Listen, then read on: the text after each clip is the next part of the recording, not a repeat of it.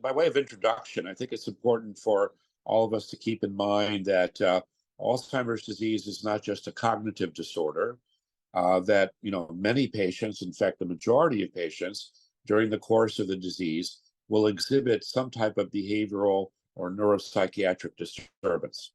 More likely toward the moderate and more advanced stages, but it can occur throughout the disease. Of these neuropsychiatric or behavioral disturbances, agitation is one of the most common.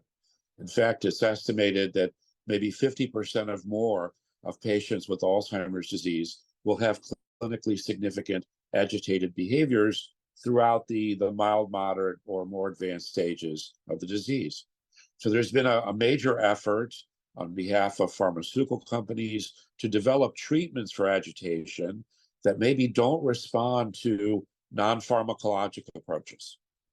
And most of the effort, has really moved in the direction of treating chronic agitation rather than kind of acute episodic agitation. So you can have someone at home or have someone maybe in the long-term care facility where what we know is that they have on a regular basis, they have agitated behaviors, which could be verbal agitation, screaming or hollering or cursing. It can be motoric agitation, where they're moving around rapidly, opening things up. They're just really, really hyperactive in a way and hard to be redirected. Or it can be more physically, even overtly aggressive behaviors, which obviously can be dangerous to the patient as well as to others in the environment.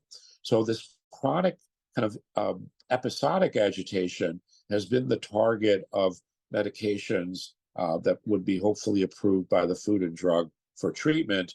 And I think, as you know, fairly recently, just a few months ago, we had brexpiprazole, which was the first FDA-approved treatment for this chronic persistent agitation. But that is not a drug that's going to help you for the acute situation. So, for example, an older adult with, let's say, Alzheimer's disease who has overtly aggressive behaviors that comes to the emergency room brought by the family, or has these behaviors at home or in the nursing home or wherever the hospital, that is not a candidate for the previously approved drug. So what's exciting, I think, about this TRANQUILITY II study, again, this drug doesn't have a name yet for this entity, but it's called BXCL501, developed by BioXcel Pharmaceuticals, is that this is an acute drug. This is a drug that works in minutes rather than working in days or weeks. So this is a drug that can be used for the acute situation. And what was, I think, surprising to me in the study, not that the drug worked, I think we kind of predicted it was going to work because an intravenous form of this drug has been around for a long time and has been used in ICUs and in the hospital setting to calm patients down, like pre or post-operatively. So we know this drug.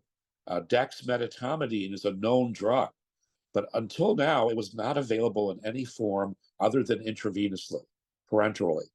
So what's, I think, unique about this study is that the same company has now developed an oral film, which you can put under the tongue or anywhere in the oral cavity, and it's rapidly absorbed and gets into the systemic circulation. And according to this TRANQUILITY II study, as they called it, there were 150 patients in this trial, a placebo-controlled study. Generally, within about an hour, or within 60 to 120 minutes, you have good anti-agitant effects without basically knocking the patient out. As I think, as you know, we have off-label products currently that don't work all that well, but they can knock a patient out so they won't be agitated, but you also won't be able to rouse them. So I think the good news is that the side effect profile showed that these patients are not overly sedated, they're not overly tranquilized, but they seem to be much more calm. So we can try to figure out what the causes or triggers for the agitated behavior might be. I think the main implication and what it really means for families and for healthcare providers is, assuming that this drug gets FDA approval for this indication. It is already indicated, as I mentioned, for parenteral use in the hospital, in the intensive care unit, pre and post-operatively. More recently, the oral version, this oral film, became approved by the Food and Drug for excitatory or agitated-like behaviors in schizophrenia and bipolar disorder. So this would be the third potential indication. But what I think is really, to me, what's exciting about it and differentiates it from other drugs in the pipeline, and there are several other drugs in the pipeline for agitation and Alzheimer's disease, is none of them work in minutes. None of them are acute drugs. So if you're working in the emergency room, if you're working in the nursing home, you're in the hospital, wherever you might be, and you have an acutely agitated, maybe even overtly aggressive patient, now you're not going to be able to start an IV on that kind of individual.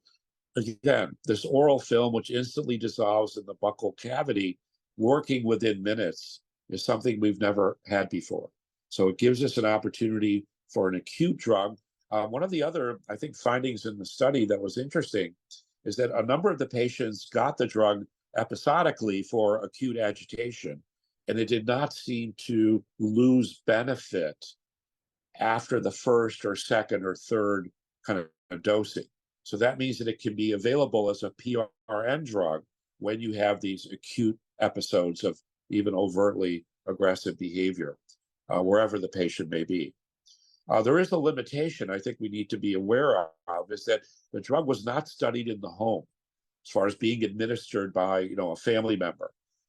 It was studied basically in the more institutional kind of structured environmental setting, but I do know that the same company that developed this oral film is hoping to be able to get approval for families to administer the drug if they have a loved one who's still at home but having acute agitated behaviors.